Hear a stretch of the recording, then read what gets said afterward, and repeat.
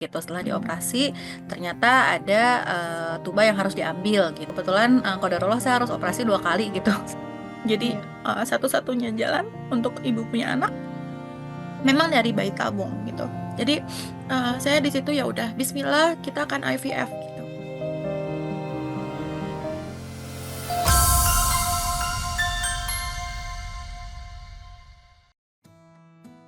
Assalamualaikum, halo semua pejuang tangguh dimanapun Anda berada.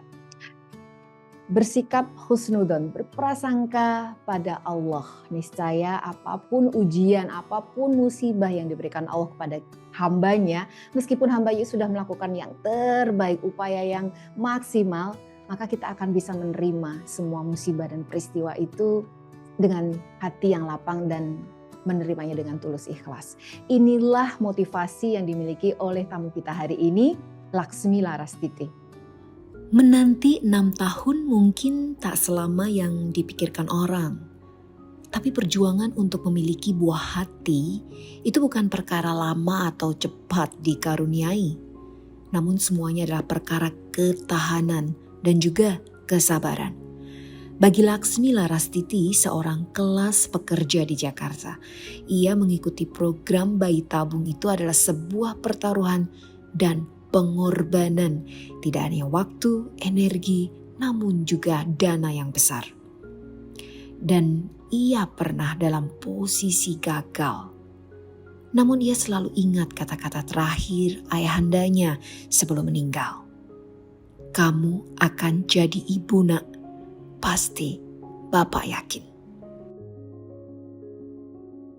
Bergulat dengan Jakarta dan hiruk pikuknya, Laksmi Larastiti menerjang semua lika-liku untuk dikaruniai seorang keturunan itu dengan mandiri, tak gentar, dan tegar.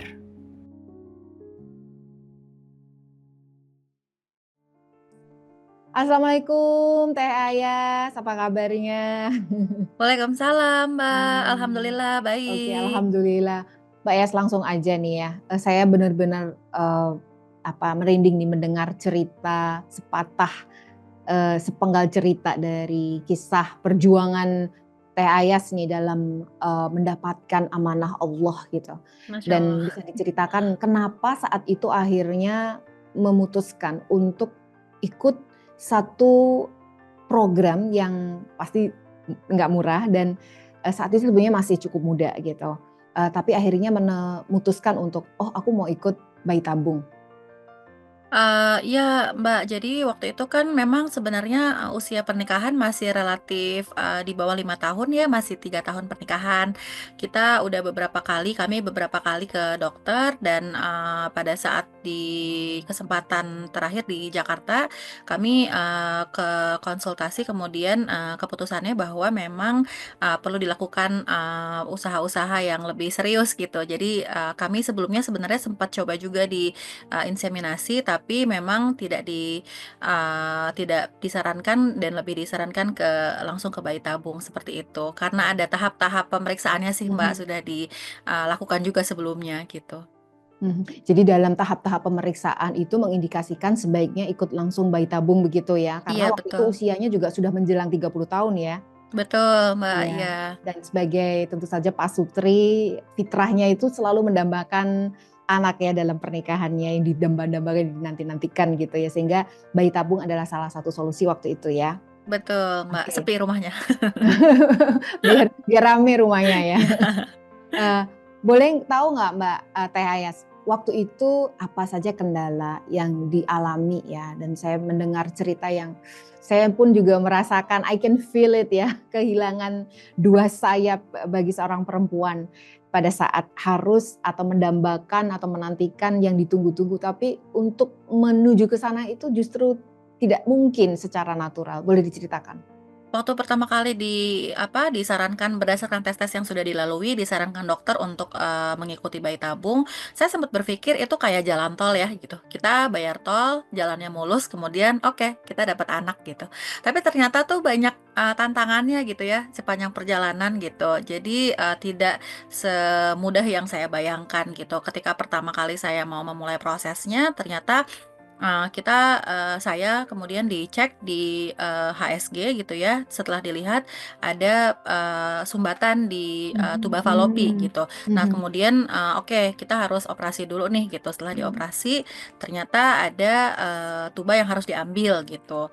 Itu pun mhm. operasinya nggak cuma sekali nih Mbak gitu, kebetulan, qadarullah saya harus operasi 2 kali gitu, sampai pada akhirnya Laparoskopinya 2 kali? ya, laparoskopinya Mhm, harus 2 kali gitu. Dan ketika laparoskopi itu saya, apa ya, udah ini sih, udah tahap, pasrah sama Allah gitu, pasrah mhm, sama dokter. Saya sampai bilang gitu sebelum saya dibius total sama dokter gitu, saya, mhm, sebelum menutup mata gitu, saya bilang, "Dok, saya minta yang terbaik aja deh," gitu, "apapun hasilnya," gitu ya, mhm, "mudah-mudahan ini bisa menyelamatkan paling tidak kesehatan saya dan, ikhtiar saya untuk punya anak," gitu. Dan mhm, benar gitu ketika saya dibangunkan dari mhm, laparoskopi itu, mhm, dari biusnya bangun, mhm. dokter menghampiri gitu, "Bu, alhamdulillah operasinya lancar. Tapi ibu udah Oh, nggak punya tuba falopi ya, Bu, gitu.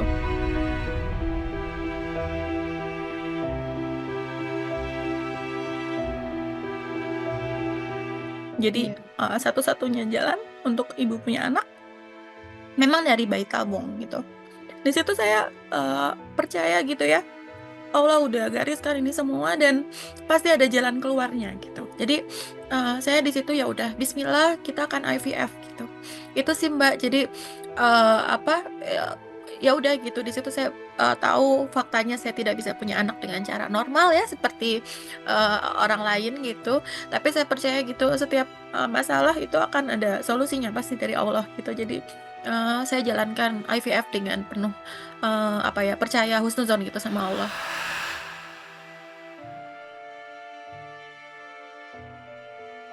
saya juga ikut hanyut dalam emosi karena saya pun pernah mengalami hal itu ya gitu. Hampir hal yang sama ya dan waktu itu, hamil di luar kandungan kan di 2 tuba falopi ya. Iya Oke, iya kembali lagi. iya, Jadi tadi sudah HSG dan kemudian ternyata ditemukan sebuah kasus bahwa, pertama tuba falopinya dua-duanya nggak paten, dua-duanya kesumbat gitu ya, dan mau betul tidak betul. mau dua-duanya harus diangkat. Saat itu sebagai wanita ya, sebagai wanita, itu ini fitrahnya kan pengen punya anak ya secara mekanisme natural gitu, alami, tetapi hal itu tidak memungkinkan. Adakah tekanan-tekanan perasaan, psikologi, mungkin juga dari lingkungan keluarga seperti apa waktu mendengar kabar bahwasanya Mbak Ayas atau Teh Ayas nggak mungkin hamil tanpa melalui rekayasa bayi tabung? Di situ saya pertama,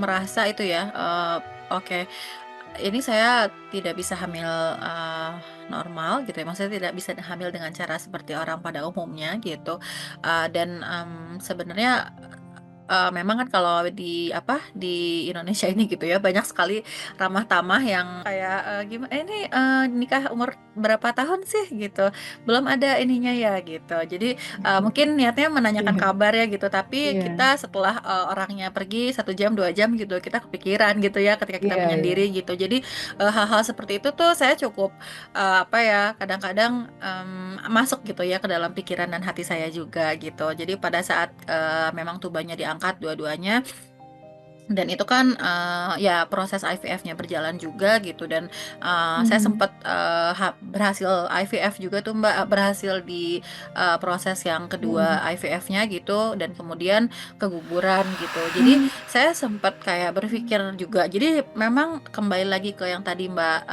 Hanum sempat tanyakan ya, IVF itu, naik turunnya banyak sekali gitu. Ketika mhm, kita sudah berhasil, tiba-tiba keguguran gitu. Itu saya iya, drop lagi Mbak, gitu. mhm, Kan mhm. kita sempet, udah kita drop 2 kali pas diambil tubanya, kemudian kita menyemangati diri lagi nih, "Ayo kita mau ini," gitu, "AFET," gitu. Habis itu berhasil hamil, drop lagi karena keguguran.